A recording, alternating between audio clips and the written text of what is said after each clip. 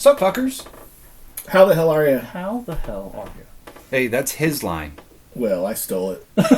Fair and square, but... Fair enough.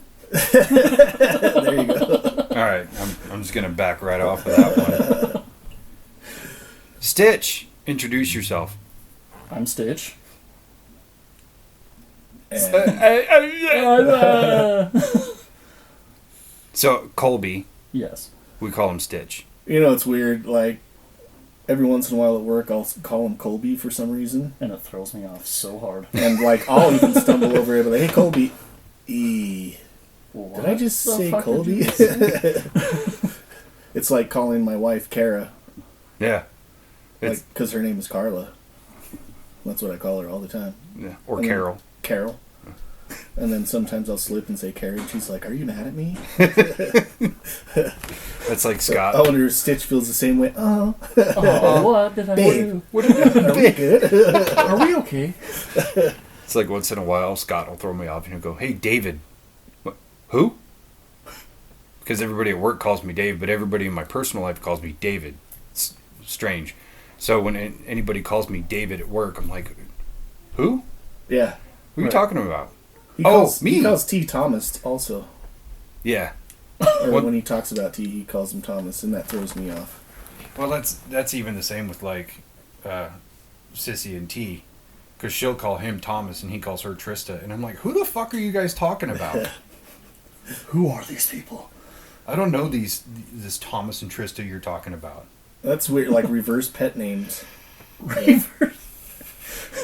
Where it's like everybody else calls them the nickname, and then they call each other by their By their actual full name. Yeah, it's super weird and it just throws you off. Yeah. Maybe their nicknames are their safety words. What we're saying is don't fucking do it. Don't do it. Somebody has a nickname, you honor that shit. Most of the time they earned it, and there's a reason for it. Except for, I guess, Stitch was just his last name. But, like, nickname people like Fuckface, they probably earned that. Yeah. Respect When it. you Honor it. headbutt at E-Stop, yeah.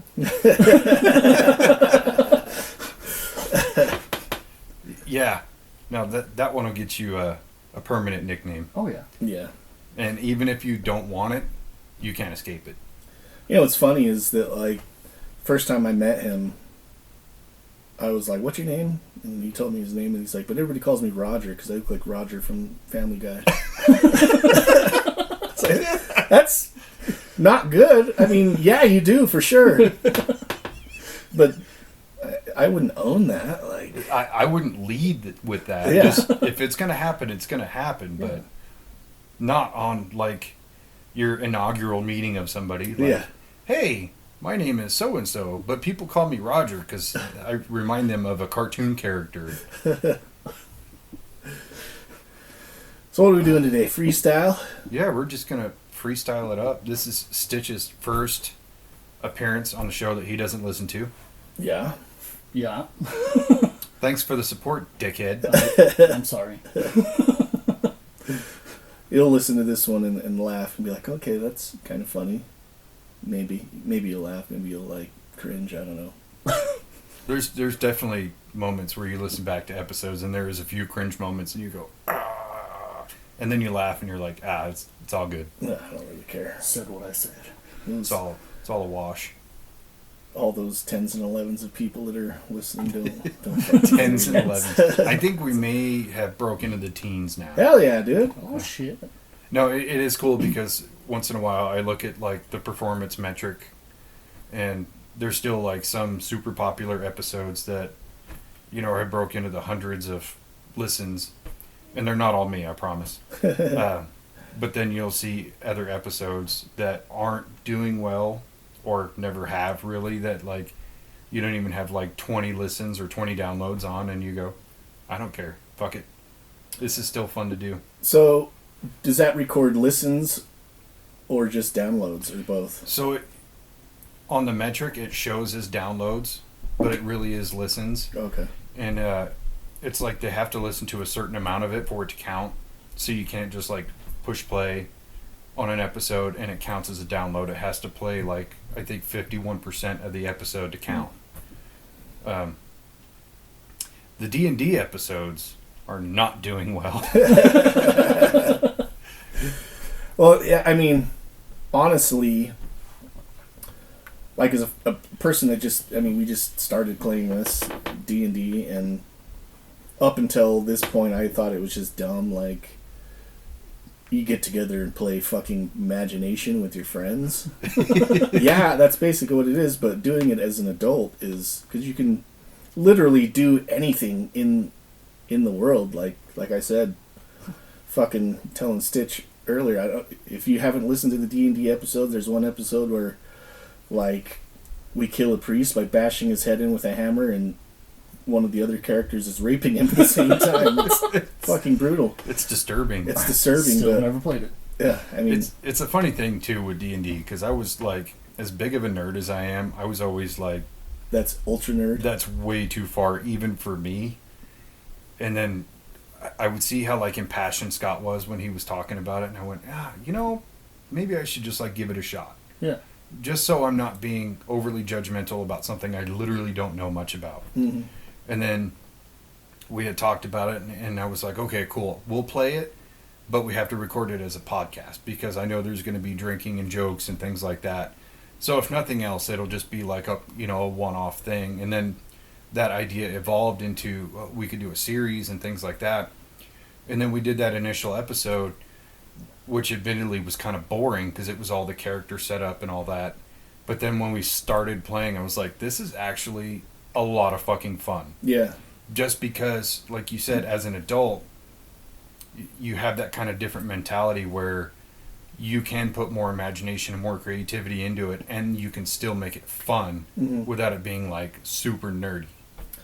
Yeah. Also, like, because I would always ask Scott, like, what is it about? And it's really like, it seems like there's certain ground rules of the world of D&D, but like, really, it's like a choose your own adventure role-playing game. Like, you do whatever the fuck you want to do, and then of course there's consequences or like things that you come up against that you could run into or you might not run into. It just depends on like Your decision making. Yeah, what you're choosing to do. So it has been really fun and nerdy, and my wife makes fun of me for it. So Stitch, what kind of nerdy shit are you into? Marvel, Transformers. What a nerd transfer. Yeah. Sorry. Super nerd, dude. fucking gay. Not that there's anything wrong with that. Comic books in general. Yeah. Video games? Video games. What video game are you playing right now? I just finished Stellar Blade a few weeks ago. That was actually a really good game. Console or PC? It's only on console. Which console? PS5. Oh. So you're not an Xbox guy, huh? Well, I have both. Ah, that makes sense. I've never understood like the console war thing, PlayStation versus Xbox, and it's like, who gives a shit? It's like iPhone versus Samsung. Why does it matter? They pretty much do the same thing. Yeah. Yeah. Just one's a little bit more affordable. Well, used to be. Used to be. Now they're on par with each other. Yeah. If you're Yeah. going the Samsung route. The phones are fucking stupid expensive. Yeah. Doesn't matter which one you buy. Right.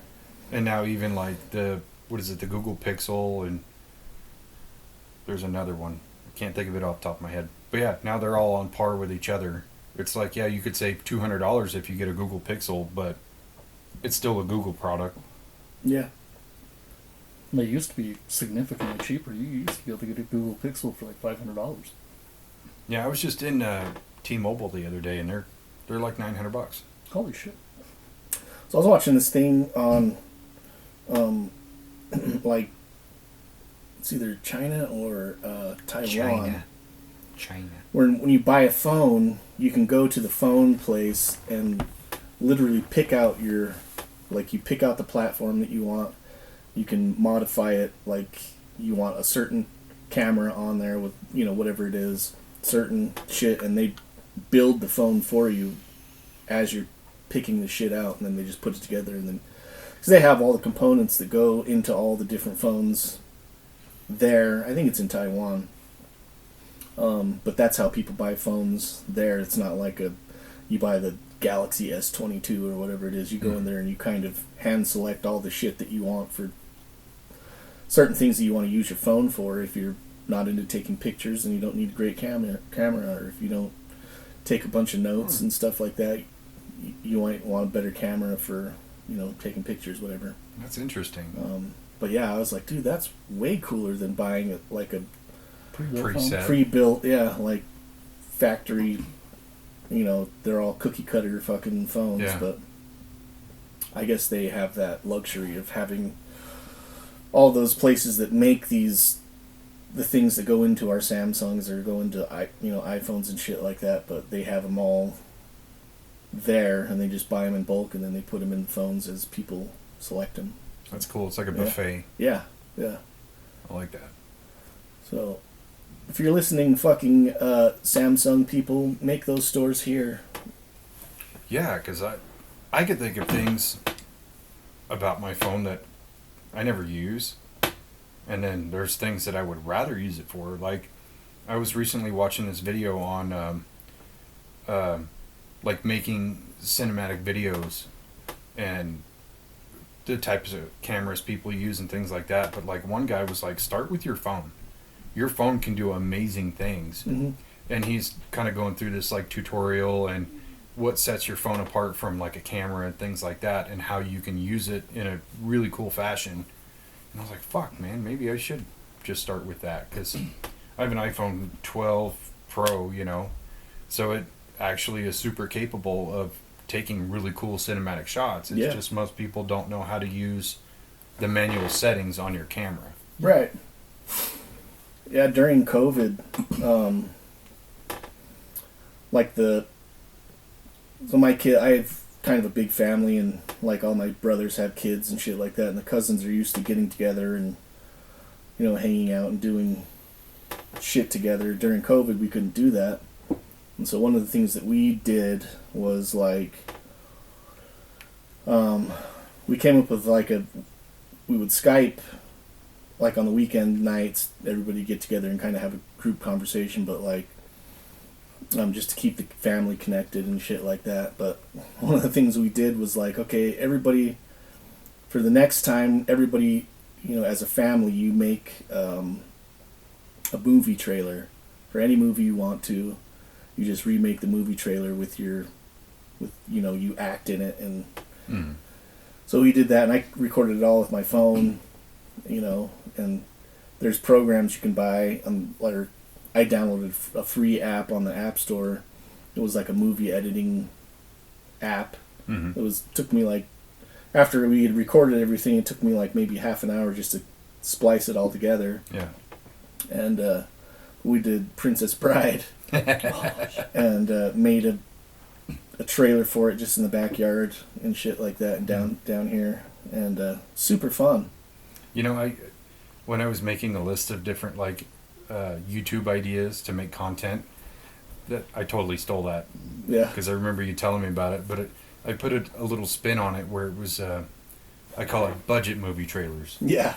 So it's like half of the video is you kind of split into teams, and you choose what trailer you're going to remake, and you get like $50 to go to a store or whatever to buy materials and props and things like that to remake a trailer, and then you have to remake the trailer just using those props, and then get like a third party or whatever to judge them and see whose is the best. Yeah, that'd be fun.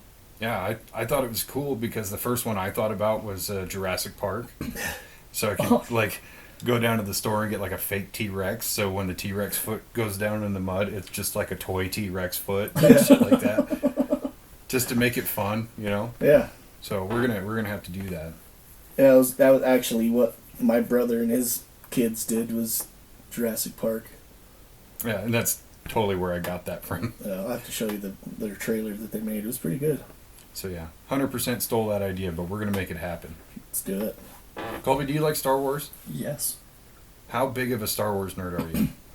Quite big. So this has been on my mind because I watched a bunch of videos about it yesterday. Have you watched The Acolyte? Not yet. No. Are you excited to? Indifferent too after seeing all the bad publicity it's getting. Yeah. Have you watched The Acolyte, Spence? No, I saw Stitch showed me the trailer for it, and I was like, dude, that looks pretty fucking dope. And then it was just like last week you came and you were saying how it was getting bad reviews and Yeah. but Critics love it. The people seem to be not so much. The on it. paid critics love it. Yeah. So I don't trust Rotten Tomatoes. I think it's kind of a silly site, but the only thing on there that I find believable is like the user. The audience scores. Yeah, the audience scores is the only one that matters. Right. But even then, there are people paid to give shows and movies and things good reviews, even if they didn't earn it, because these people are getting money to lie about it. But yeah, I started watching it. It's good for like half of the first episode. And then it just becomes terrible. Yeah, it's not even from like take all of the controversy out of it and just look at it as like a Star Wars show. It just doesn't fit the canon like at all. None of it really feels like Star Wars. It feels like this totally different thing, but they put it in the Star Wars universe. What was like the last good Star Wars show or movie you saw? Mandalorian. Which season?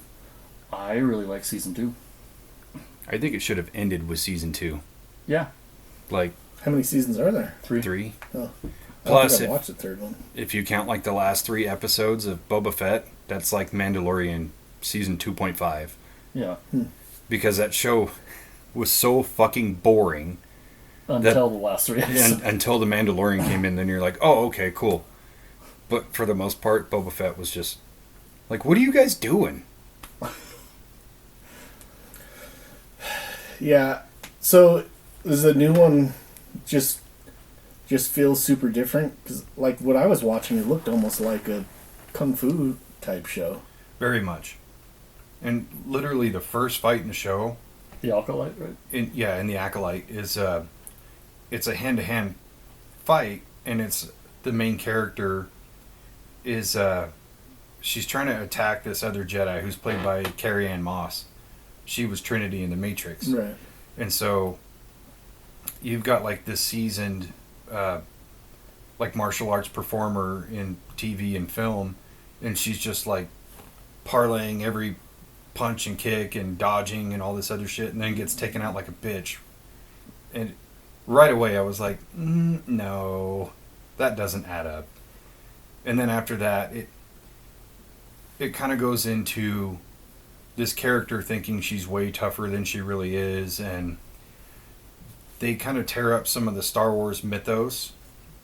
And spoiler alert, you come to find out that the twins in the show were created by the Force, like Immaculate Conception. And so a lot of Star Wars fans are arguing like, you're completely taking away what made Anakin Skywalker so special, because that's how he was made.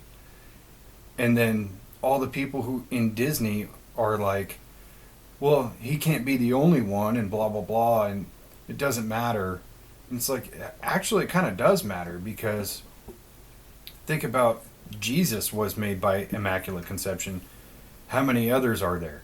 Right. You don't really hear about anymore. It's just him. That's part of what made his story so special. So it's kind of the same for Anakin. When you throw in other people who were made in the same way, you're just watering down the mythos by just... Okay, so this is just something that happens. Yeah. I mean, it's not... There's common, nothing special about it anymore. Yeah. Yeah. No, it's not. And that was like one of the big problems I had with it. I don't care about characters having 2 mothers or Star Wars characters being gay or anything like that. It literally does not affect me at all. Right. What affects me is that they're literally hiring people to make these shows and these movies who know nothing about Star Wars, who know nothing about the canon or the fandom, and they're just making shit up on the fly, and it doesn't fit within the universe. Right. And they're not even telling good, compelling stories anymore. It's just boring. Yeah. Yeah, I would think that the likelihood of a gay alien is pretty Pretty high. high. Yeah, and that's why I say it. That has no bearing on me whatsoever. I don't care. Yeah. Yeah. Yeah, I just, you know what I was, speaking of aliens, gay aliens. Stitch, how you doing? I'm good. Just the word alien. So I was like I've been watching like a bunch of weird shit lately, a lot of it on like, the Y-Files and the Roku channel just has like all these weird, like ghost shows and alien shows and like Nazi shows. And one of them was talking about like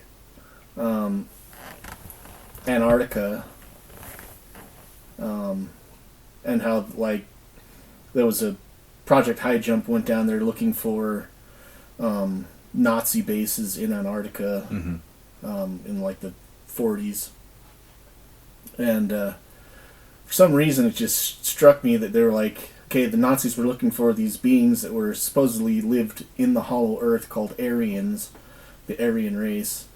And I was like, man, it's funny how like how would an Asian person say alien?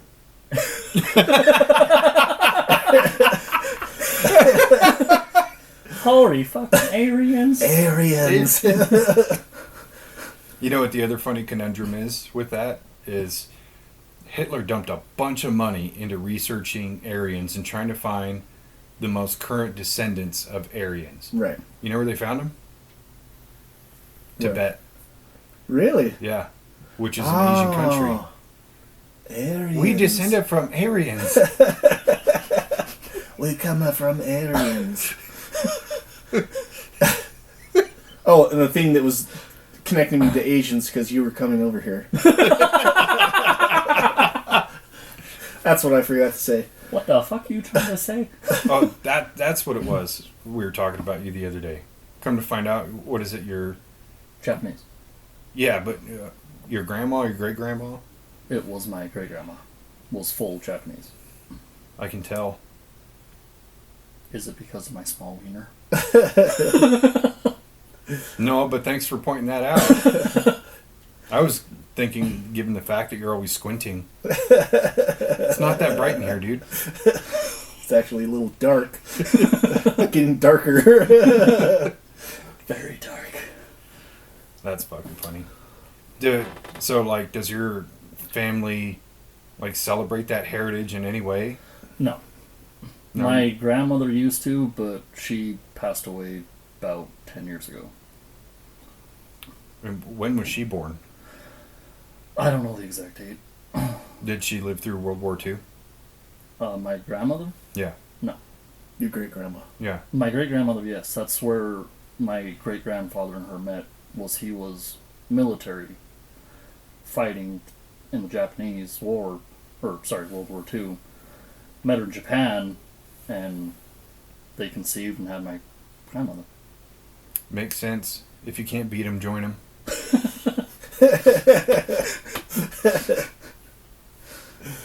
And then beat him. And then beat him.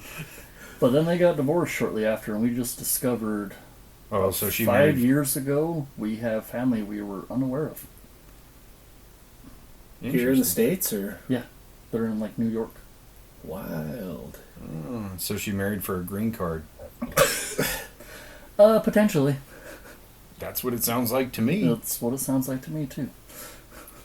Well, I mean, Yeah, I probably wouldn't want to hang out in Japan after everything that happened.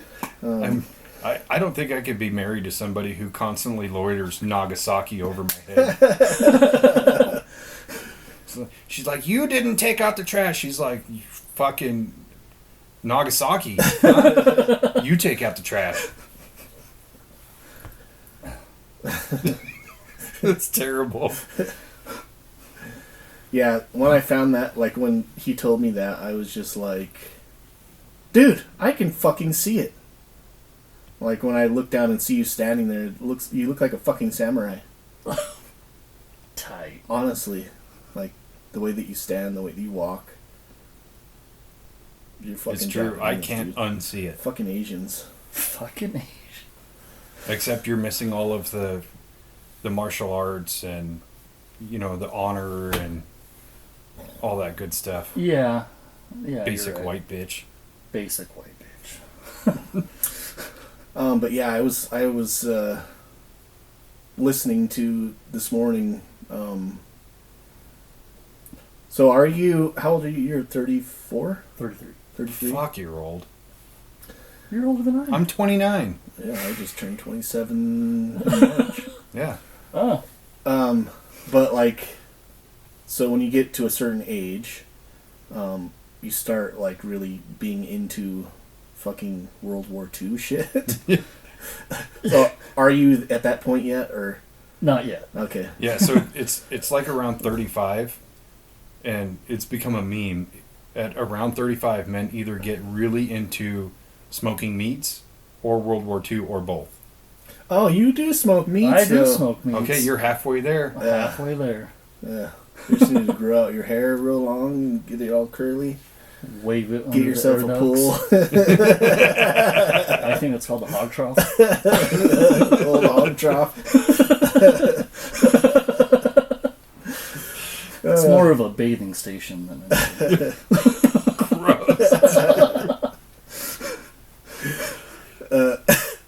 But so this morning at the gym, I was listening to fucking one of the episodes on the Y Files, and it was talking about like, and I think it's going along the lines of like that whole series, like Hunting Hitler. Mm-hmm.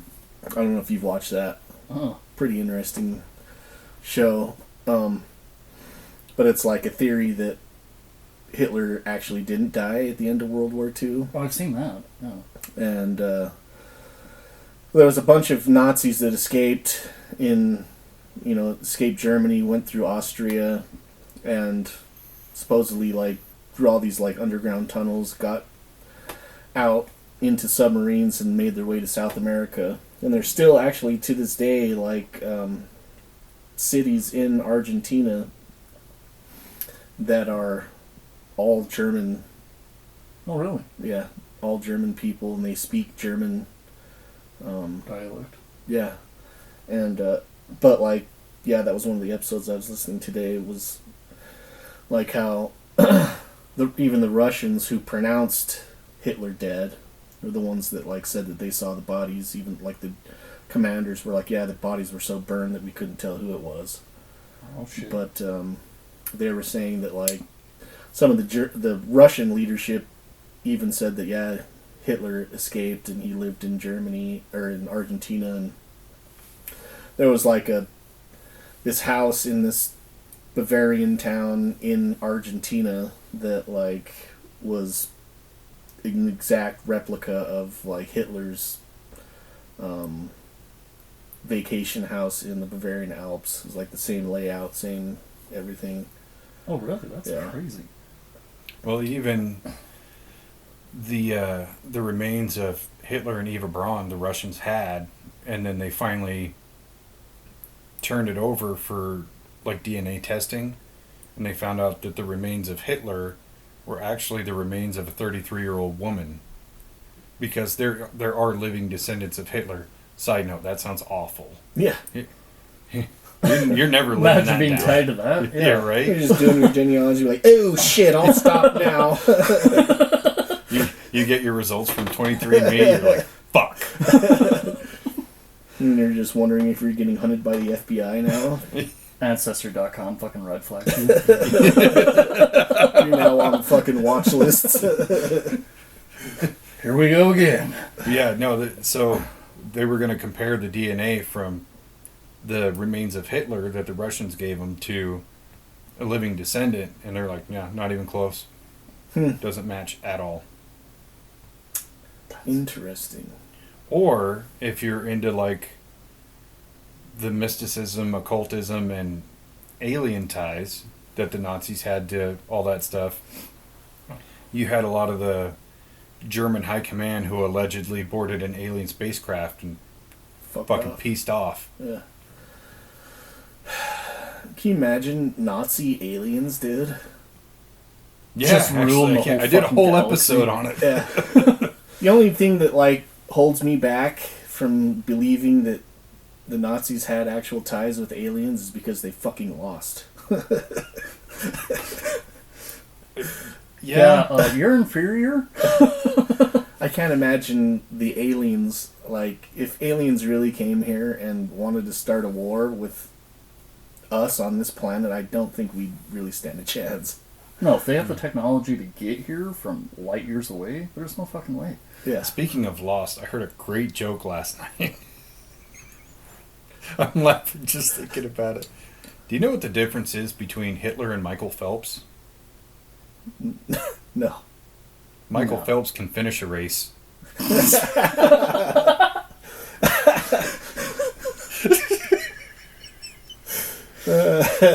Got him. Yeah, I Hitler has laughed no like- gold medals, I guess. I laughed an uncomfortably long amount of time about that one. It's like, holy shit. That's pretty bad. Can you imagine if Pretty good. Hitler won, though? Just a bunch of blonde-haired, blue-eyed people around the world? That wouldn't happen. Because, so that was like what he envisioned as the master race, which was what Aryans were supposed to look like. But most of Germany doesn't look like that. They look like the average person, Yeah. brown hair, brown eyes kind of thing. Obviously, there's a variety, but for the most part, that's what they look like. He just wanted people to be blonde hair and blue-eyed, but it's just not going to happen. Yeah. I really wonder where, and I haven't really, like, dived into seeing where he was getting his like, information on Aryans came from, but, like, I know that there are Every time you say Aryans, I just think Aryans. Aliens now. That's what this block that I hit last night, and I couldn't stop laughing for a second. But Do you think To Stitch's credit, grandmother, I never put that together. Stitch's grandmother was just going, holy shit, Aryan. yeah, I was like, yeah, you know, talk about, like, because Stitch is super racist. We can talk about Nazis, Prove it. aliens, maybe like some Asians, Aryans. No, I forgot what I was even talking about. Whatever. Move No, on. it makes sense that you would be super racist. I mean, you have a Japanese great-grandmother. Somehow you look like a Nazi. Well, I mean, We're what just color gonna are your eyes? Hazel. Oh, Yeah, we're just going to have to change up your nickname. Instead of Stitch, it's Axis. Jesus. You throw some fucking Italian in there, you got the full kit. Fully kitted.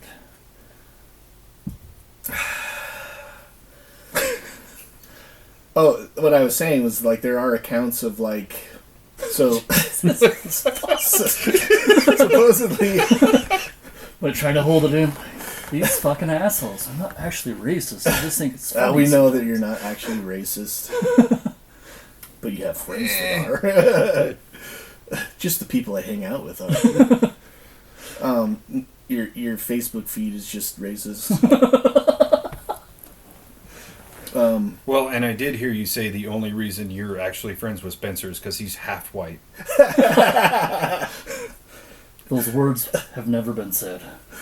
He's a good half a guy. He's a good half fella. You only like half of my name. You're offended by the brown part. I don't know. David is a very Jewish name. Oh, shit, you're right. I do have a star named after me. Yeah. Yeah. We're going to have to I can feel you reconsider seething from over this. there. This is going to take some thought. Fuck. I keep getting lost. Aryans. Aryans. Talking about Aryans. So supposedly there are like 10 or 12 different races of aliens that are on Earth among people working and doing things on our planet, whatever. And one of them is what they call them, the Nords. The Nordics. Yeah, the Nordics that are tall, blonde, blue eyes, really like you would think of a really good-looking human being with blonde hair and blue eyes. But yeah, It's like there's a race of aliens. They all look like fucking Chris Hemsworth. yeah, That would make sense. He's got to be an alien. He's Alien. way too perfect to be human. yeah. Have you watched this show on Netflix? What show? Fuck, what is it called? It's like a docu-series about him trying to, like... Did you ever watch that show with, God, what's his name? The kid from High School Musical. Zac Zac Efron? Zac Efron, yeah. Oh, where he does like he travels. Yeah, he travels around and does, like, all these things. So Chris Hemsworth has a show kind of like that also now, where he's like trying to better himself. Oh yeah, I have watched that. Yeah. I got confused because he has a couple of shows on Disney Plus too, Oh. where he does a bunch of different stuff. Yeah. Like he does this kind of docu-series on sharks and Oh. yeah, another one where he travels and one where he's like trying out different fitness things and things like that. Yeah. Yeah. But yeah, it's like he. So like in one of the episodes, he learns that he has a predisposition to have Alzheimer's when he gets older, or dementia. Mm-hmm. Something with his chemistry, makeup, and his, like, it's a precursor for like dementia, and so he's kind of like trying to find ways that he can like control his mind better and control his body, and like, so he does all these pretty good show, interesting, but he like goes through and like, there's one episode about like fear and overcoming fear, and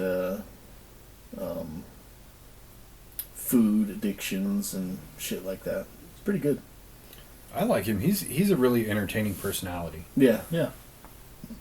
I think if he starts getting Alzheimer's, it's going to be bad for his physical health because he's going to be like, "Did I do sit-ups today? I'm going to do them just in case." He's gonna be like super jacked. He's gonna be jackeder than he is already. Hey man, as long as he keeps cranking out those extraction movies, I'm about Oh it. yeah. Those movies are so fucking good. I still need to watch the second one. I loved the first one. I think as far as movies go, you normally have like the first one that's really great, and then the second one is just a little bit subpar. I think those two are tied. Oh, really? But I really love long takes that are interesting. Like, don't give me a long take in a movie of two people just staring at each other talking. That's obnoxious. So, like, that cuts out most indie films. But if you have a long take that's a good action set piece with very little cuts or hidden cuts, it's normally really good. Except for that movie 1917. Did you ever see that? I thought that movie was dope. It is dope, but it's just like trying to just sell the movie on the fact that it's one long take. Yeah. Or even Birdman, which that one I'll give more credence to, because trying to get this one long take movie in such a tight setting of, you know, the theater and the back rooms of the theater, things like that took a lot of work and a lot of planning. But when it's just like a lot of open field stuff, Yeah. it kind of takes away like how special it is. And you think about that long take from Children of Men in the car, trying to move the camera around and capture all these different moments. That was really cool, because you think about it from like a technical aspect and you go, that's amazing that they made that work. Yeah. 1917 didn't need to be that way. They had a good story. It was interesting. The action was good. I didn't think the long take was necessary. Yeah. I know that they were just trying to tell the story of like having a certain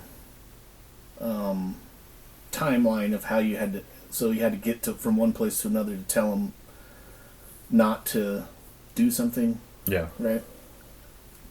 So the whole movie takes place within, it's supposed to be like 24 hours or something like that. Yeah. And I mean, the movie's like 2 hours long, so time is elapsed anyways, but like, I think it was trying to give urgency, and so your time is running out in the movie, kind of like the show 24. Yeah. Which it does play well with that, but it also does it really good in Extraction 2. Have you seen it? I don't know. So there's I've seen the first one for sure. So I'm not going to give any spoilers, but there's like a prison escape scene, and leads into another action set piece, which leads to another one, and it's formatted to look like one big long take, but there is cuts in it, and there's enough rapid camera movement to kind of disguise some of those movements to where it's not like you're just watching over Hemsworth's shoulder the whole time. Yeah. It's following him, and then the camera angle changes to another character and back and forth. Extremely well put together scene. And he really sells the whole badass thing to me. You know, it's like when you watch Keanu Reeves' John Wick and you go, I believe he can do those things. Same thing with Chris Hemsworth. You're like, I believe he can pick this dude up and fucking throw him. Oh, yeah. He could pick me up and throw me. Oh my god. Yeah, good movie. You guys should watch it. We'll definitely have to check that out. I think maybe I started it and fell asleep. Like late at night. So I want to say, like, I went through and then I looked at it and it was like already said that, you know, how it shows that you've already watched it. Yeah. But I do that a lot. I'm old. Same. 27, pushing 28. I know. I'm cresting on 30. You're old as fuck. We already know. Yep. Old as fuck, boy. But you look young. It's those Asian genes. Yep. Look Again, like I'm it's 19. all coming together here, dude. Yeah, dude. The math is mathing. And trust me, you know about math. God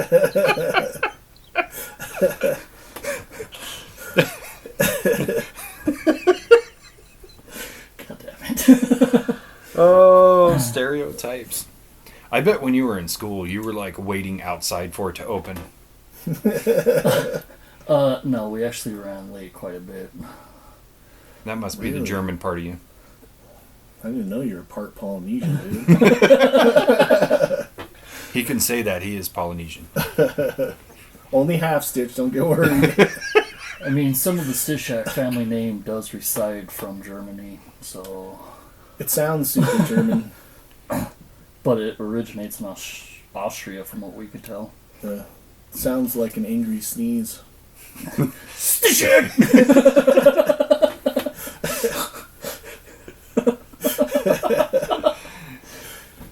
Dude, all the pieces are just falling together.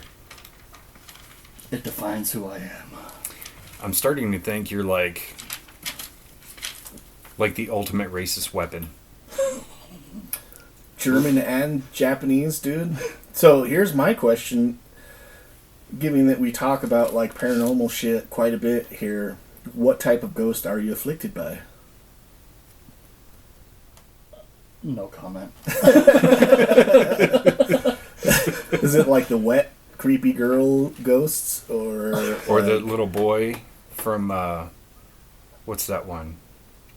The Grudge? The Grudge, yeah. Yeah. A meowing ghost? That would be quite terrifying, A actually. djinn. Are you of Arabian anything? Nope. Yeah. Okay, so let's just start by eliminating them. Alright. Phantoms? Spectre? No. No? Shadows. Shadow people. I've seen quite a few shadow people, but... Where? Crossed my head. Random. Wait, hold on. We got to specify when we're talking about shadow people. We're talking about ghosts. Okay? Yes. I know where your mind went. I think that's more your mind. Who's the racist? I think you guys are assuming how racist I am. No, we're not. Tell us about your shadow people experience. So I used to see them a lot when we were living at our old house off 1000 North in Tooele. They would just be like on the walls, usually between the hours of 12 a.m. and 3 a.m. And for a while, every time I'd have to use the bathroom at night, I would envision not so much in vision, it's like I could almost tell there was a small girl at the bottom of my stairs just staring up at me. And I always felt like there was a tall man following me. So I dealt with this for a few months, and then there was one day I had a few friends over and we were playing Call of Duty. I think it was like Black Ops 2 at the time.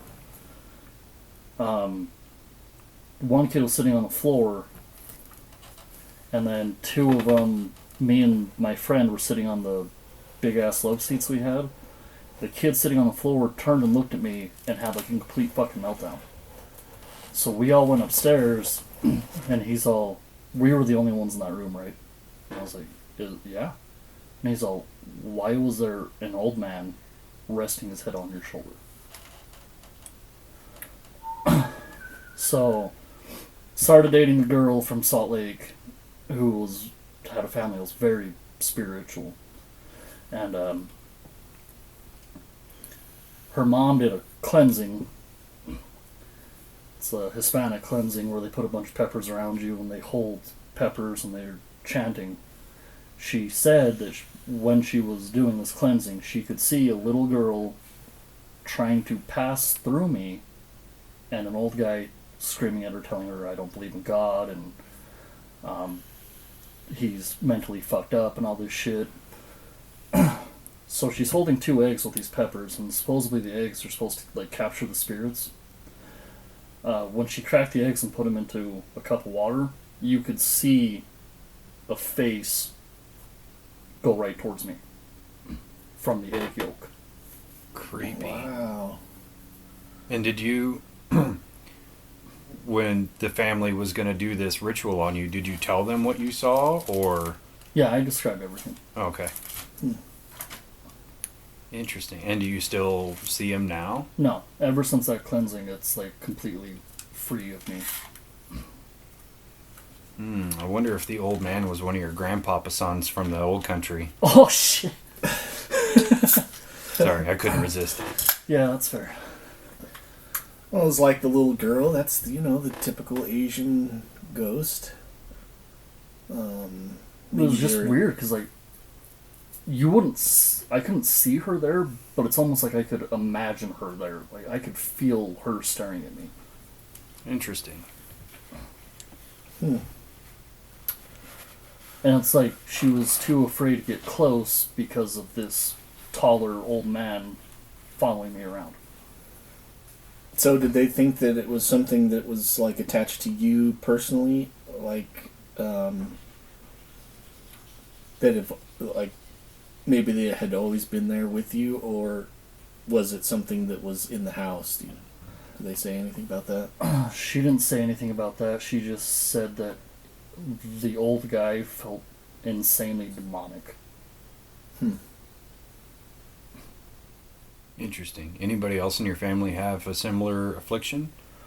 Not to that extent, but my mom's old house when she was a teenager, her and all 4 of her sisters said was extremely haunted.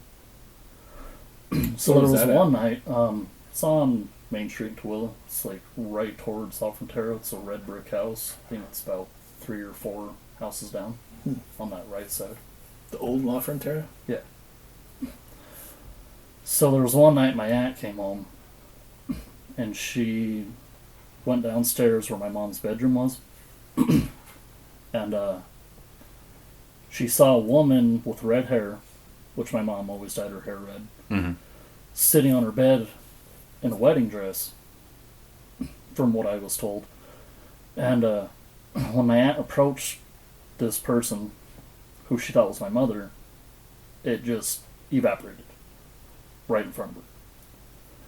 And anytime my grandma would be doing laundry in the basement, their dog Mickey would just be going fucking nuts at the doorway to the hallway of the rest of the bedrooms.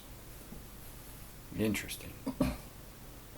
Do they still have that house? Do they still own No. it? No? No. Because I always wonder how much of air quotes hauntings are based on the people and how many are based on the location. Yeah. Yeah. And that's always been like a really interesting thing to me, of especially when there's a lineage that comes with like hauntings, where it's like your mom and your aunts have experienced all these things and then you experienced them. It kind of makes me wonder if it's more like tied to your lineage, or is it just tied to those two places? Because your house and then the house they grew up in is not the same place. Correct. So it's really interesting. I think we should just do a ghost hunt there. That'd Yeah. be cool. We'll just go ask them. Hey, This is gonna sound weird, but have you ever seen any ghosts? There's so many, like, old houses in Tooele. Like, Tooele, I mean, we did the Benson Mill, and so Tooele was kind of established in the 1850s. And then, but there's houses down there that are probably early 1900s, you know. And then more people moved in as it became kind of a military base. But there are houses out there in Tooele proper that are like 100 years old. Yeah, some of them right by the high school. Yeah. So, my grandma's house that she was living in before she passed was a very old house. And at the basement, there was the weird entrance in the wall that had been nailed shut. When they broke the boards off, it looked like it went into underground tunnels. what's crazy? So I don't know if there's catacombs in that area. But in high school, I had a teacher tell me that the auditorium at Tooele High, they had to block it off, but I guess underneath the auditorium used to lead into these catacombs. I wouldn't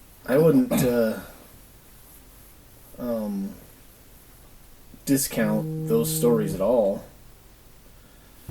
because of the fact that, like, Tooele was an army depot, and like Dugway has been a testing ground for nuclear weapons, and that a lot of homes and buildings and businesses at that time probably had kind of fallout shelters, if not a series of tunnels that connected, you know, certain places to other places. I wouldn't discount that at all. In fact, I would think that that's probably pretty highly likely. I haven't really done any research to try to find out if that is actually a thing, but, like, I could see the high school being something that they'd want to, you know, like in the southeast, I know they have, like,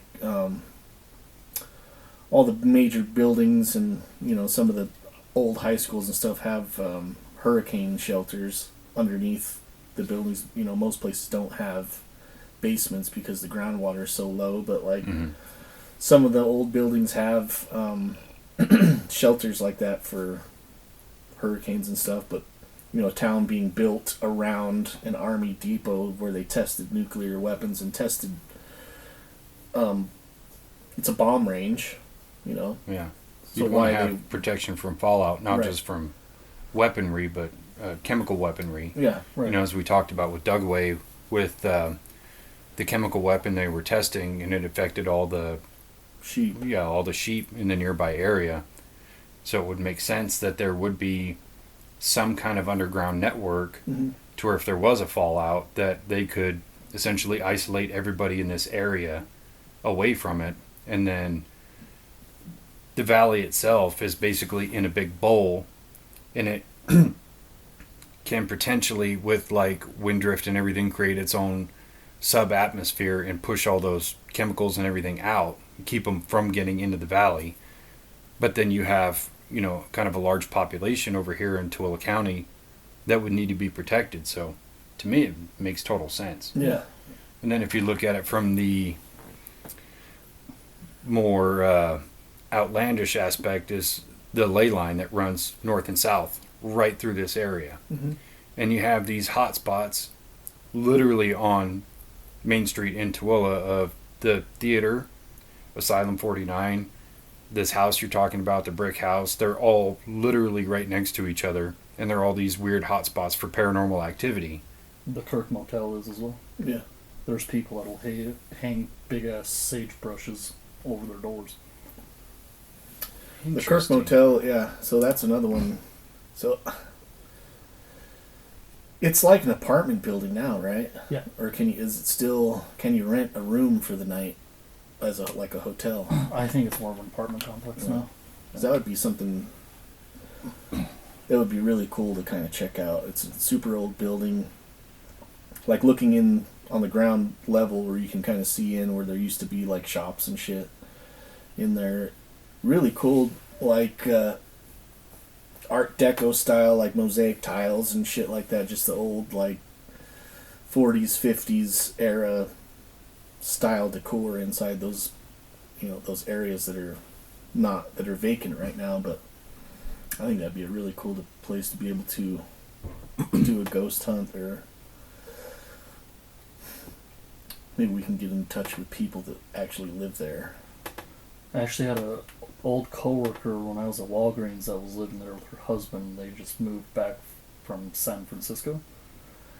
She said that people would burn sage almost every night, and she at first didn't understand why. And then there was one night where all of her cupboards just supposedly bursted open, and then she would have shit flying out of the sink. And then I remember when we were kids, my cousin was telling me that he was walking past the Kirk Motel late at night, and a big-ass white dog just appeared in the main lobby, and was just following him as he was walking past, and then dissipated again. Sounds like a job for piss. Sounds like a job for piss. Do you know what piss is? No. Enlighten me. So, we've been talking for years and years about doing like ghost hunts, or I prefer to call it paranormal investigation, because hunting implies that you're going to kill something. There's nothing we could actually do to harm a ghost if it's real. So we've been talking about it forever, and then we finally did it over here at Benson Grist Mill, and got all the equipment together and tried doing a bunch of different stuff and all that. But while we were there, between you and T, came up with Paranormal Investigation Super Squad, PISS. Who you gonna call? Piss. Call piss. Yeah, dude, I think that'd be fucking sweet. I know Asylum 49 used to do nighttime tours. I don't know if they still do. But I was looking online yesterday when we were at Kara's appointment, like trying to figure out if they still do them or not. And there's like advertisements for like doing paranormal investigating, but it was like 2019 or something like that. That was the last one that was posted. Yeah, I looked at their website, and on their website they still have packages available, and it was like ungodly expensive. Like if you were going to stay there for 8 or 10 hours overnight, it was like $1,500. Holy shit. Yeah, but then they had some other packages. It's one of those things where I wanted to get a few more done and get the footage and everything put together to where there's a little bit of like viability to go, okay, you're not going to come in and Zach Bagans this shit. Like, you've got your own thing and this is for real. You're not just coming in to, try to get scared or whatever, and be able to use that as a selling point for places to kind of let us in, or at least let us pay to come in. But I can't imagine there's a huge market of people wanting to go there to do an investigation.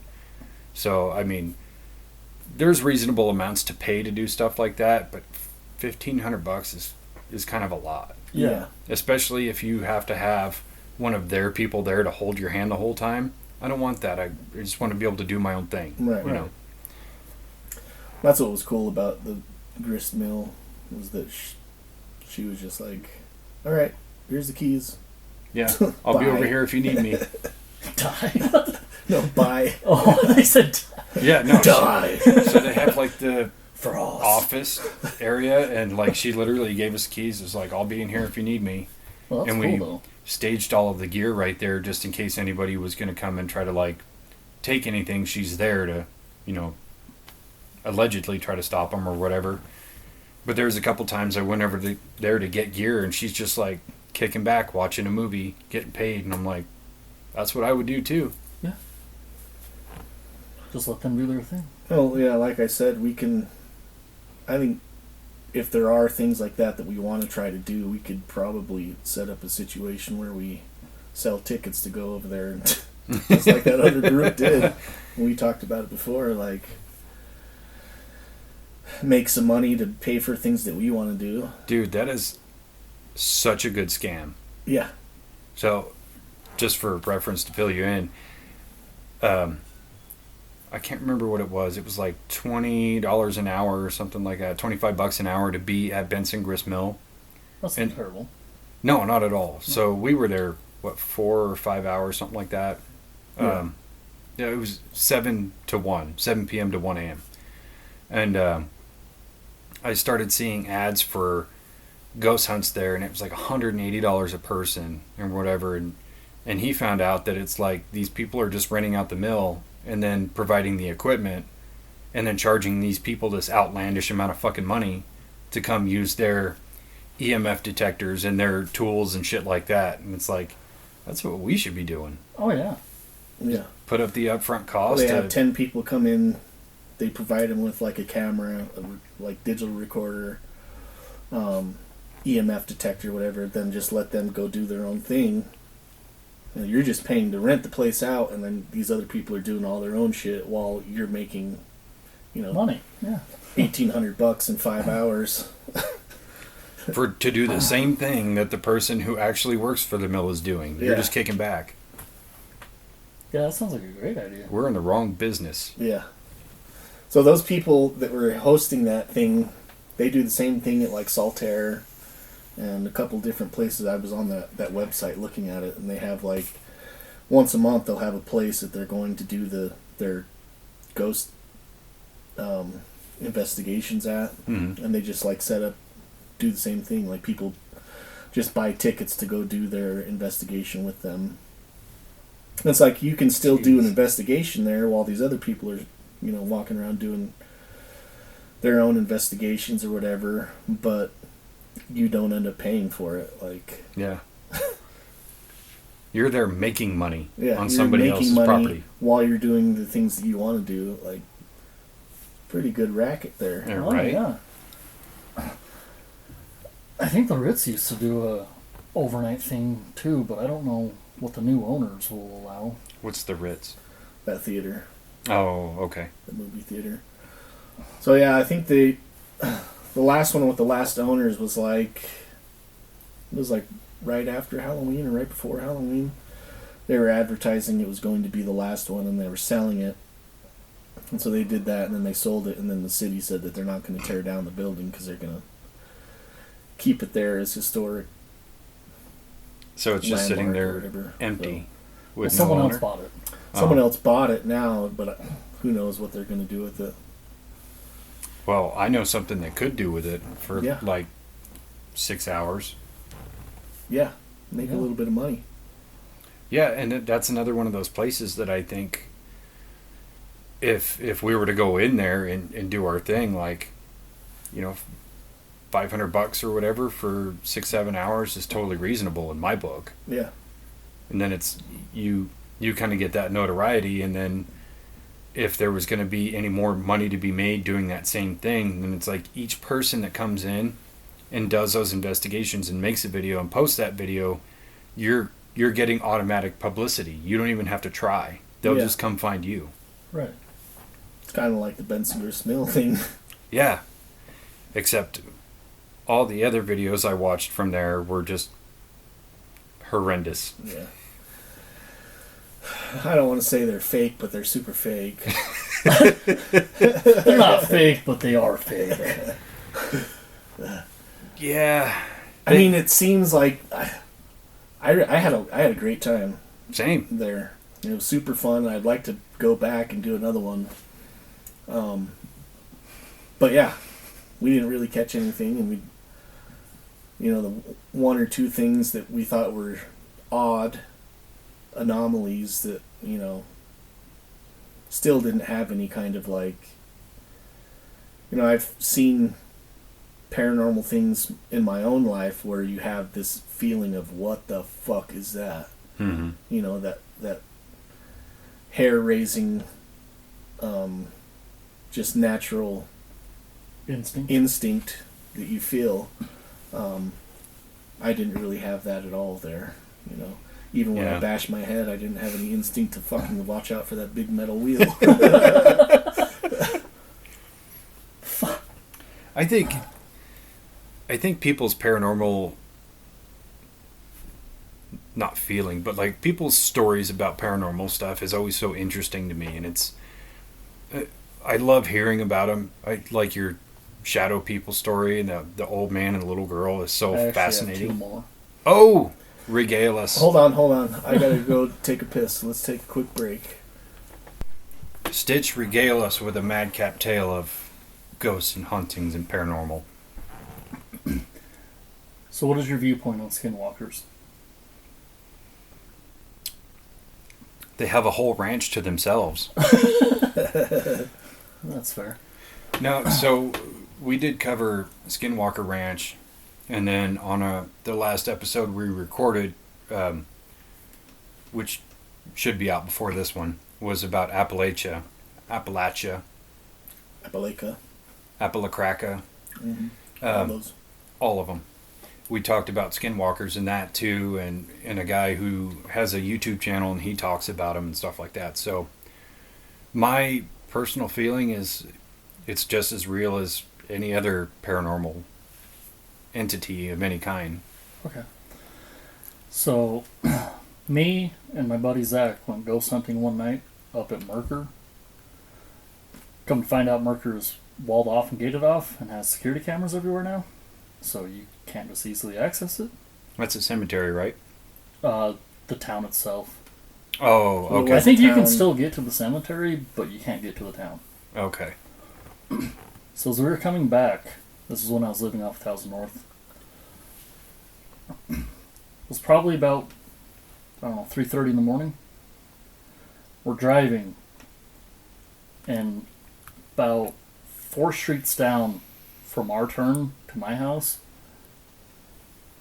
mind you, it's 3:30 in the morning. There's a tall, it looked like an older guy to us, from what we could make out, just staring at this house, like right on the sidewalk, just fucking eyes glued to this house. As we're passing by, I hate telling the story because it fucking freaks me out, but his back bends into a V shape. Like backwards or forwards? Backwards. And then a dog emerges. He disappears. A dog comes out of nowhere. And we're like, okay, that's fucking weird. We haven't drank. We're not high on anything. So we're fucking creeped out. Like, do we really see that? So we pull into my driveway, and out of nowhere there's a van probably doing 50 miles per hour in a residential area that's 25. Mm-hmm. Comes slamming on their brakes. She flips open her door, and she says, "Hey, if you see my grandfather, I think he's lost his mind." Huh. I think your grandfather just turned into a dog and ran that way. So we're like, okay, this just became more real than we fucking thought. Yeah. The next night, me and my buddy Zach are just sitting at dining table in the kitchen. My parents lived in a 2-story with an awning. And about 3:30 in the morning hits again. You hear prominent footsteps going up the awning towards my bedroom window and then down the awning, and you can hear something land in the grass. We opened that back door so fast, but there was nothing there. No tracks, no prints, no nothing. I bet even the old guy ghost that was attached to you was like, "What the fuck was that?" The little girl ghost was hiding behind the stairs. That's crazy. Yeah, Yeah, that's so, bananas. Like, I couldn't imagine seeing a skinwalker in real life, let alone one that just transformed. yeah, we weren't sure what to make of it, and we still talk about it to this day, and that was at least 8 years ago now. Oh, so this didn't happen when you were like a teen. No. You were in your 20s. Yeah. Wow. So, yeah, after hearing those footsteps, it just, everything became more real. And then talking to a few polys at work that had went on missions, Mm-hmm. they also had stories of skinwalkers.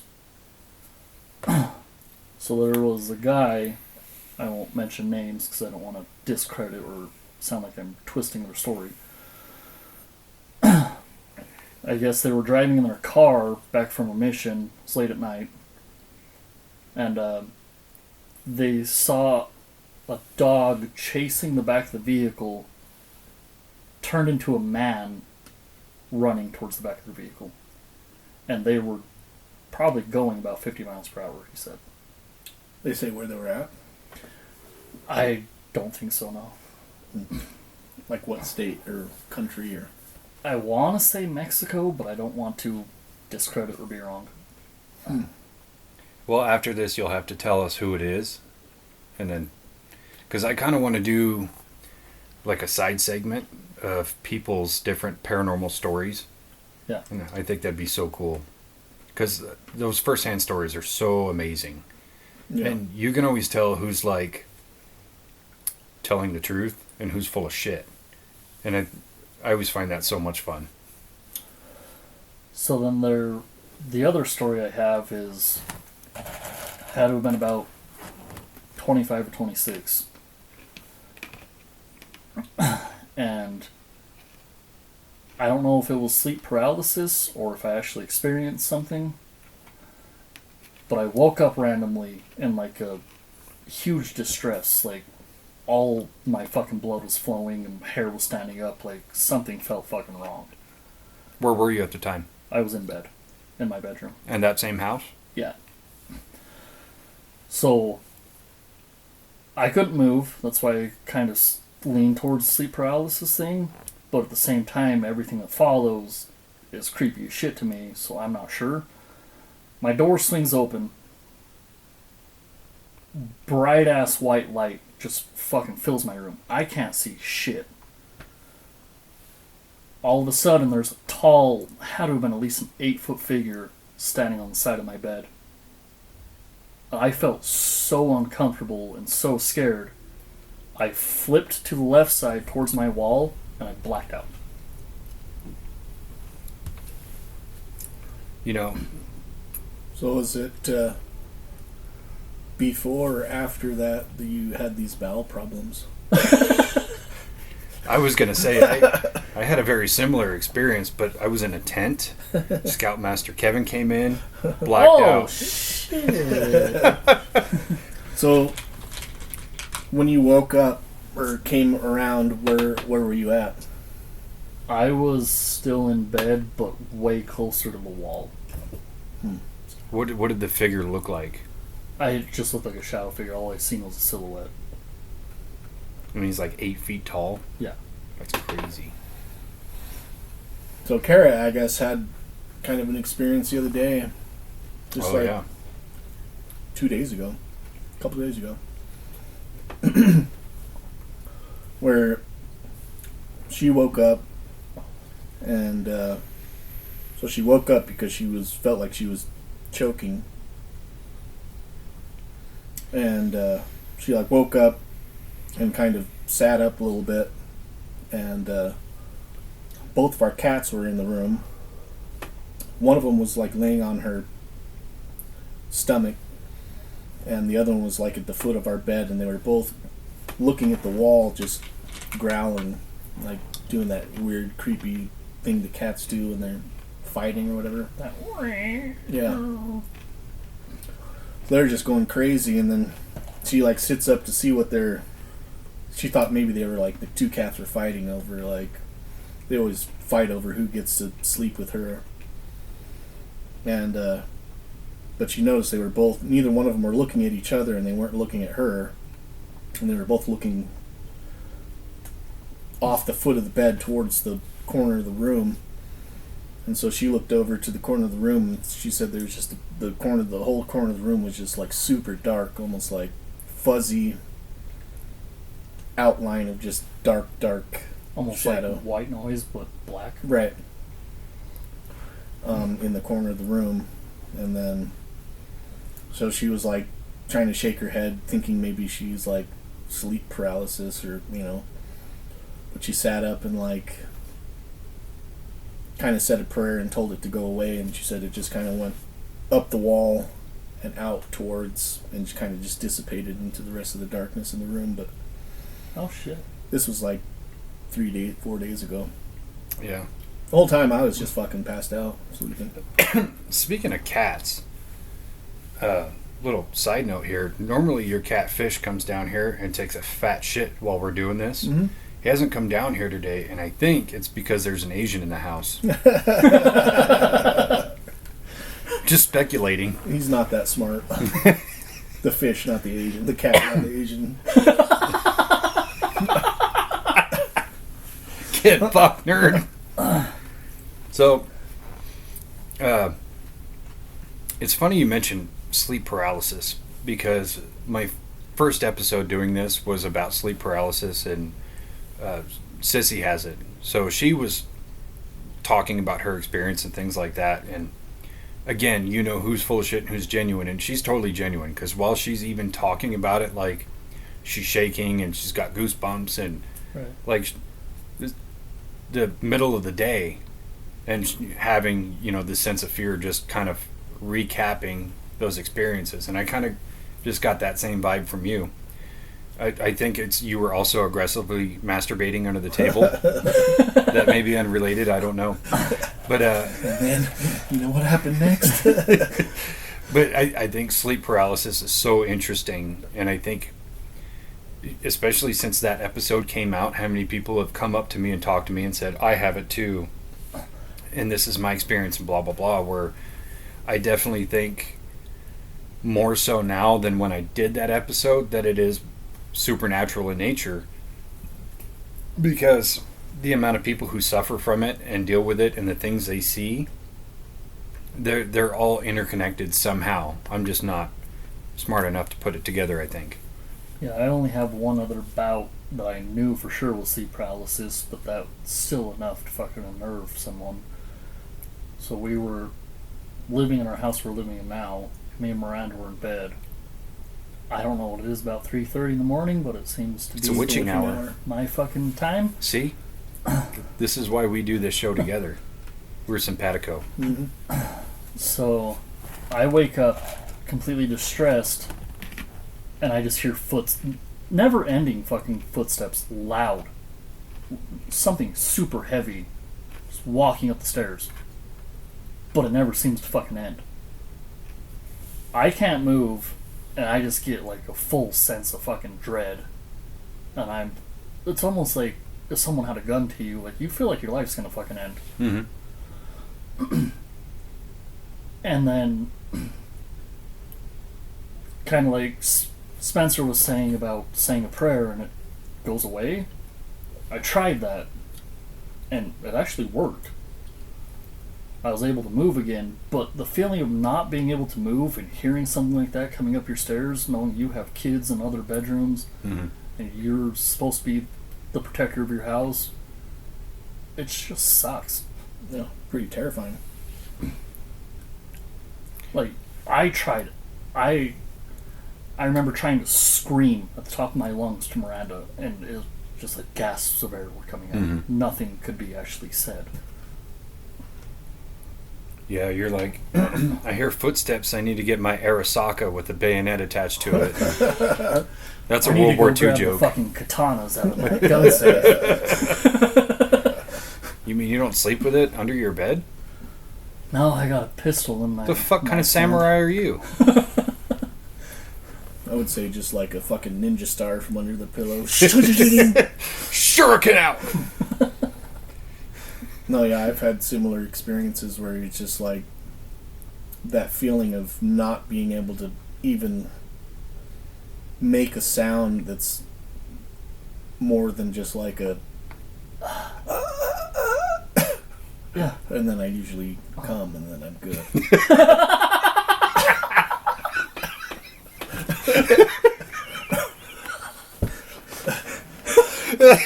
Whether the ghost finishes or not, I'm fucking done already. Jesus. Well, I'm just joking. I have had those sleep paralysis moments, and they fucking suck. Oh my god. I laughed so hard at that. Who was my it that was shoulders talking hurt. about... Was it Scott that was talking about being afflicted by a succubus? Yeah. You know what the succubus is, right? Yeah. Succubus and incubus. Sexual demons that prey on you while you sleep. Right. But yeah, those fucking... I've only had it a few times, and Hey, there's the cat you mentioned. there he is. Fish, did you take a big dump? But yeah, they fucking... that. And then the feeling of relief after... It's not even relief after, it's like a dump of adrenaline, like, automatically into your system, then you're just, like, hot with fear and, like, Anxiety. yeah. When you finally regain control of yourself. Yeah. Well, I haven't had that happen in probably 15 years. So yeah, when I was like 15.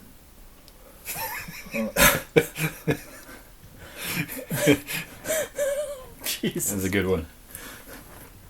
Yeah, I don't know. I've never had an episode of sleep paralysis personally, but I lucid dream a lot.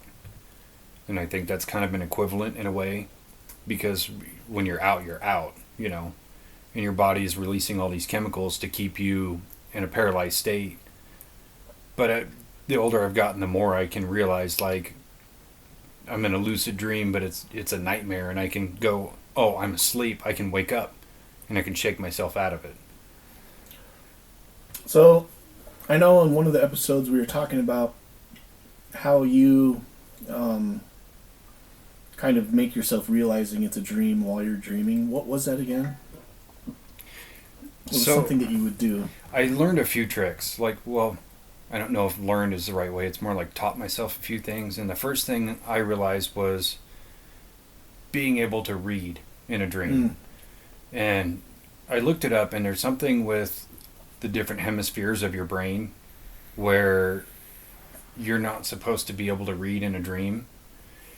And that had changed over time, because that was kind of like a totem for me to realize that I was dreaming, because I would see a billboard or a book or something, and it might as well be hieroglyphics or, you know, just squiggly lines, and I couldn't read it. But I think your brain tends to evolve to understand these little tricks, and now I've gotten to the point where it's very rare, but I can see something and I can read it. But I think that's my mind telling me, like, oh, you can read it now. You know you're in a dream. So it doesn't matter if you could read or if you couldn't, you know you're in a dream. Yeah. But yeah, you kind of like have to understand little totems to know the difference. And when you're in like a deep lucid dream, it's really hard to tell the difference between that and reality. Yeah. And just like having a sense of understanding of knowing you're in a dream, you get to choose if you're going to stay in it or not. And oftentimes I find, like, if I'm lucid dreaming, I'm in a really deep sleep, and it's probably because I'm exhausted. Just stay in it. Like, I don't really have nightmares so much anymore, as much as just like weird, you know how dreams are, Yeah. where everything is odd and nothing makes sense. And lately I kind of just explore that a little bit more, and just like understanding that I am asleep, but I think it's more of like exploring my own mind in a way. So I've tried to make it more of a fun thing. I was just wondering, I couldn't remember what it was. It was the reading thing that you were talking about. But my oldest has been like kind of really exploring the whole dream, trying to be able to control your dreams and be in control of like your mind while you're dreaming. So she like keeps a dream journal and like kind of tries to figure out what her dreams are and what they're about and what they say and stuff like that. And one of the things that she came across was like one of those totems like you were talking about is trying to figure out what time it is in your dream. Yeah. And so she would just tell me about this the other day or yesterday.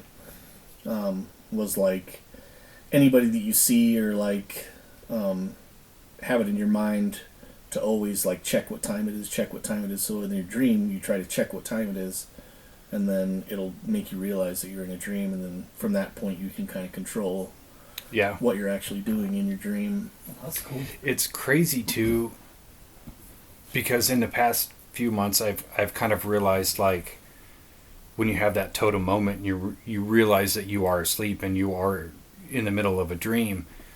Once you have that realization, you can actually in some ways control it, and you can manifest things within your own mind, and it feels very, very real, but you know it's not. Yeah. And case in point, this is probably going to make me sound a little crazier than I already do.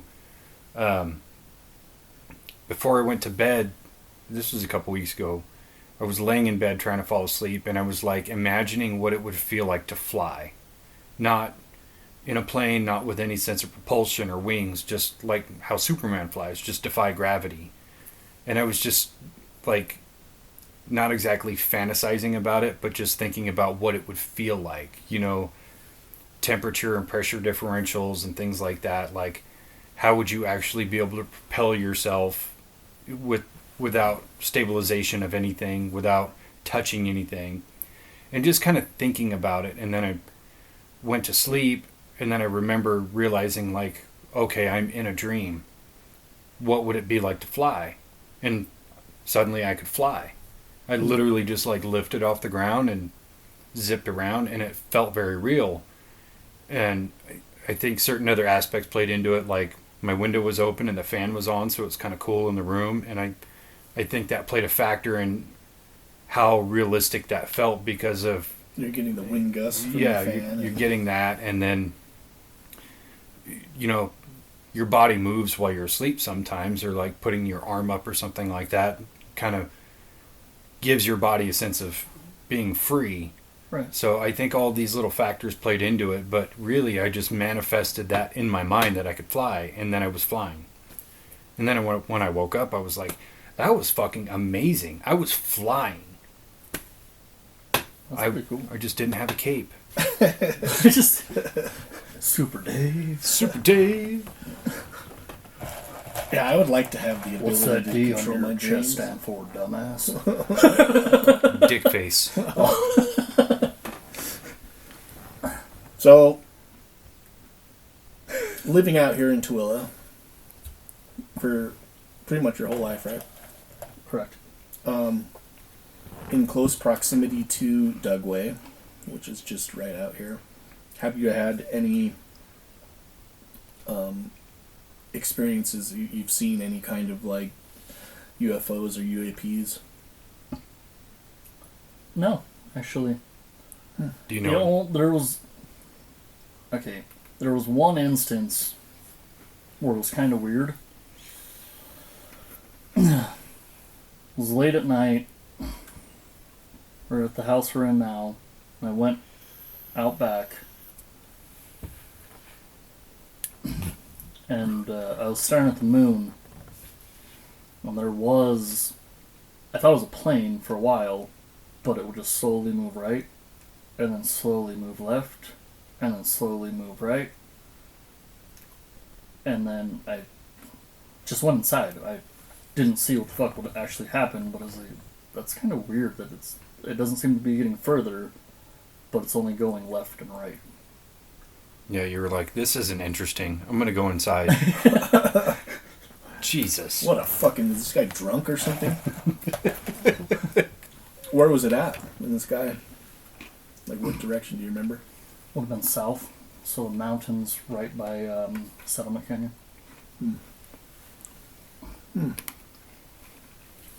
Interesting. Do you know what Dugway is? The new Area 51. Next question. This one's important. Did you listen to our episode about Dugway? No. The amount of support you get from friends. Jesus. I'm a shitty friend. The amount of support that even Jesus got from his friends. Especially that one in particular. Yeah, Judas. Judas. Great friend. What an asshole that guy was, huh?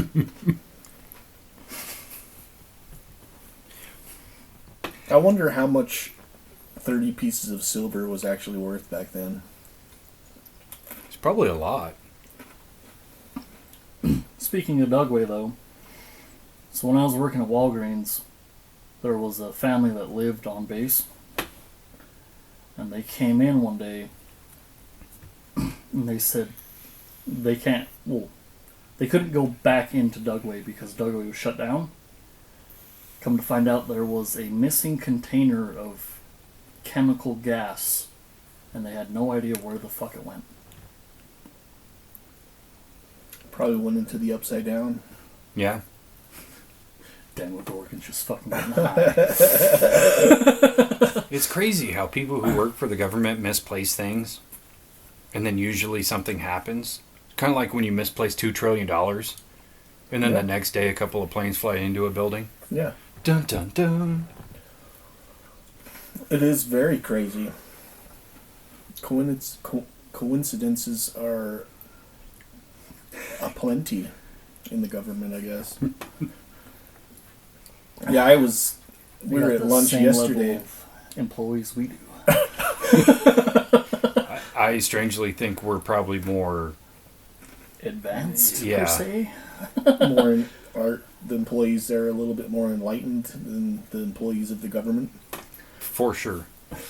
about what's actually going on. I was at lunch yesterday, What's your name? Starts with the chair. and there was these people that were sitting just kind of kitty cornered from our table, and it was like two older guys. One of the older guys with his wife and like maybe grandkid, and the other guy was just with his grandson. And I thought maybe it was like the two older guys were like brothers or something, or old friends, and then as I was just hearing them having a conversation, it really seemed like they didn't know each other at all. It was really weird. Like, they were like asking him, the couple were asking him like how long he'd lived in this area and like what he did for work and shit like that. But he was saying how he was stationed at Dugway. He was in the military and he was stationed at Dugway, and in like 1980 or something like that, and he's been there for a long time, and I couldn't hear the whole conversation. It was just really interesting, like who these people were to each other and like what the fuck they were talking about. But he was talking about like an accident that had happened. I want to say it happened out there, but I couldn't hear everything that he was saying because I was just fucking eavesdropping on their whole conversation.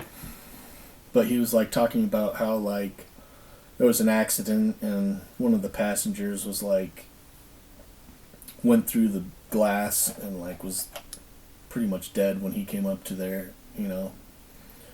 Really interesting, and I kind of wanted to go over there and ask him like if he was talking about Dugway and if he knew anything, but I didn't have the balls to go and talk to some fucking old military guy. It's a good thing I wasn't there with you. I'd have been like, let's do it. I'll pay for his lunch. Really interesting, just because before we went in, like I saw him, when I pulled up into the parking spot, I saw him and his grandson standing outside like they were waiting for somebody. So they were waiting for these other people to get there. Mm-hmm. And then... Oh, you're fine. And Send it. Yeah, it was just a really weird. I don't know. I tend to do that a lot. I kind of just notice what other people are doing around me. I do too. Yeah. Do you remember what that kid's name was? It was about when I came back. He got utility on C shift. I want to say his name was like Blake. Yeah. I guess he was security at Dugway during layoffs. And he was telling us when we were coming back in that orientation class that there was shit he had dealt with that he can't talk about. Was he in the military? No, he was just part of their security. That doesn't really add up. That's weird. Well, the security there is, like we talked about, like the camo dudes, they're just private contracted security. Yeah. But that guy he was a kid. He was like 22 or something like that. Kind of seems weird that they would hire a young guy. I don't know. I could be totally off base with that. I would love to sit down with people who have worked at Dugway and talk about their experience. Not just, the mysterious stuff, but like, what was your job? What did you do? Yeah. What kind of operations did you handle and what did you see and stuff like that? So, I think that'd be cool. Kid I went to high school with named Andrew, his dad was military and was stationed at Dugway. His dad came home, from what he was telling me, scared shitless. Like shaking, almost seemed like delirious. And when Andrew asked him what's wrong, he said, "The Greys are among us." Huh. That's it, dude. And he's all, "What do you mean?" And he's like, "That's all I can say or they'll kill me." I was like, "What?" Dope. Dude, I wish my dad worked at Dugway. I wish my wife worked at fucking Dugway. I was going to make a joke about that, and I was like, no, let it go. Then you did it, see? This is why we do this together. Yeah, I am wholeheartedly of the belief that there are aliens walking amongst us. Just disguised as us. Yeah. They have the technology to get here. They have the technology to hide their fucking face. Well, and it's, we've all known people that you listen to them talk for 5 seconds and you go, are you a fucking alien? Yeah. Now, I don't know if there's anybody that we work with that could be an alien. Travis. Oh, sorry, Predator. He's a predator. You think he likes to roleplay as a priest? Is he predator or alien?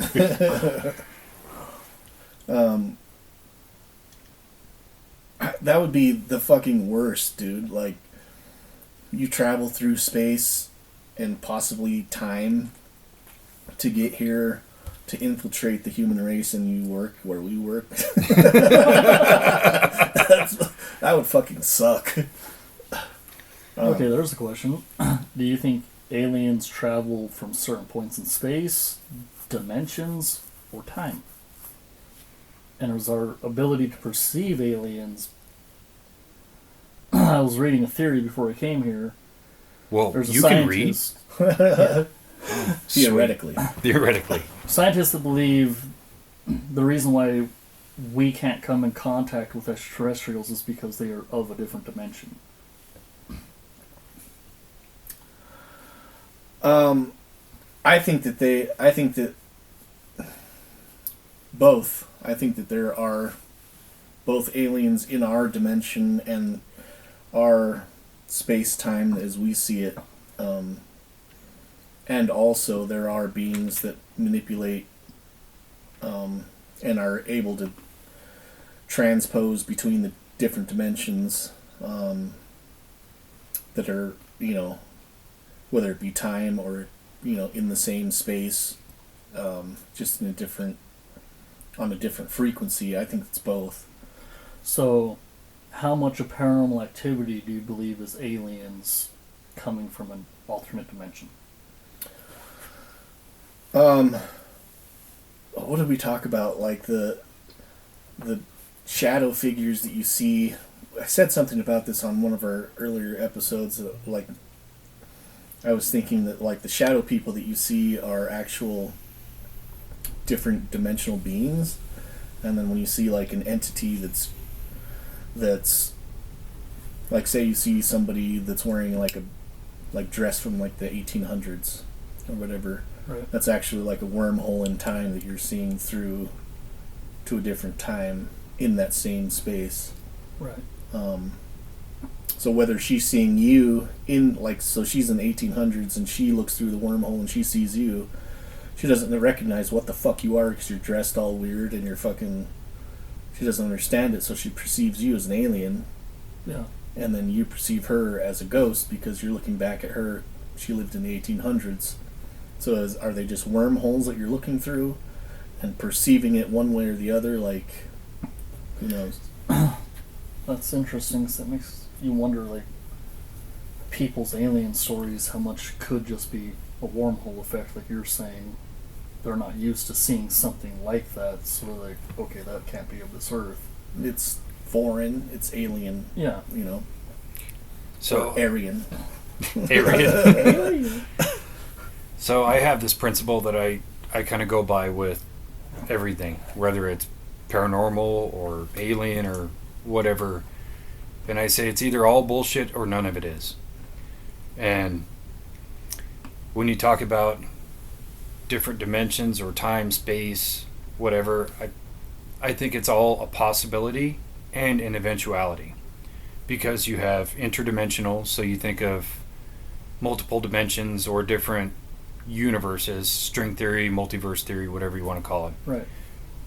Totally viable solution. Then there's also extra dimensional, because we live in a 3-dimensional space. Who's to say there isn't a 4-dimensional space or a 5-dimensional space? Exactly. Which is actually a popular theory within astrophysics.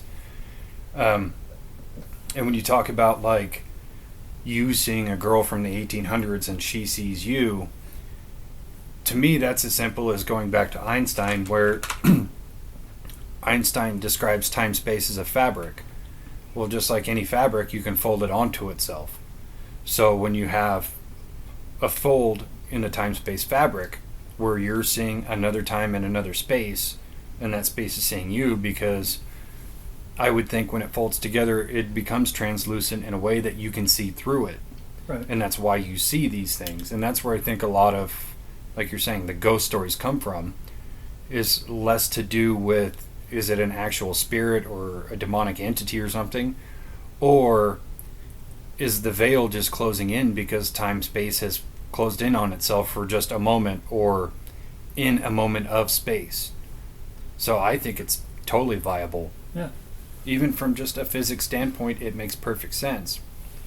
Or the alternate theory is simulation. And we do live in a simulation, and that's just a glitch. So I mean, it's possible. both could be possible at the same time. Right. Because if we're in the Matrix, you know, and our bodies are actually in pods strapped up with hoses and cables and shit, those same things could be happening outside of our little pods, or whatever it is we're encased in. Those things could still be happening on the real Earth, and then what we see in the Matrix supposedly is just a glitch. And I think both of those are possibilities and potentially eventualities. Right. Because, like, you got video games and AI. At what point do these video game characters become sentient and start wondering where the fuck they came from? Yeah. Yeah. We are all Morty. Just Morty's killing Mortys. So I think we covered quite a bit of ground on this one. Yeah, Made a lot of jokes. This one was fun. it was. Yeah. How do you feel about it? A little nervous at first, but I think I finally broke loose and was able to say what I had to say. A couple of beers helped too, huh? Yeah. Now, I mean, I'm glad you kept your racism to yourself. So I just got to know, do you play Call of Duty Zombies? Used to, haven't lately. When you play, do you prefer to play as Richtofen or as Takio? No comment. Okay, before we send it out, tell us a racist joke. That breaks your ground rules, so no. Just don't use any derogatory terms.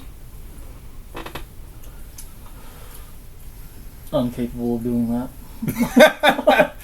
Proof is in the pudding. All right, thanks, guys. Thank you. Okay, I love you. Bye-bye. Bye. Bye.